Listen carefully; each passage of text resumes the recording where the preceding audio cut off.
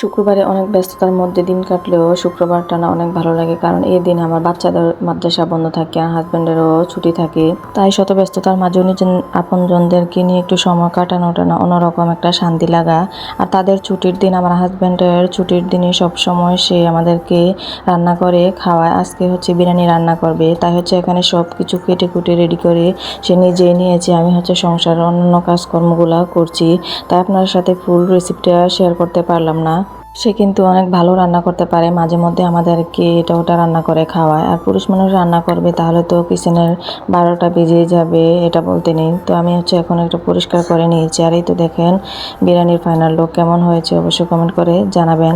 এই তো গোসল করে সবার নামাজ কালাম শেষ করে হচ্ছে খাওয়া দাওয়াটাও সেরে নিয়েছি, সবাইকে একসাথে খাবার দিয়ে দিলাম। আর আমার হাজব্যান্ড বলতেছে যে বিরিয়ানির সাথে আচার হলে খেতে ভীষণ মজা লাগবে, এটা শুনে তো সবাই আচার নিয়ে নিচ্ছি। তো এই ছিল আমার আজকের ভিডিও, কেমন হয়েছে জানাবেন। আর কে কে শুক্রবারে কত আনন্দ মজা করেন অবশ্যই কমেন্ট করে জানাবেন। সব ভালো থাকবেন, আল্লাহ হাফেজ, আসসালামু আলাইকুম।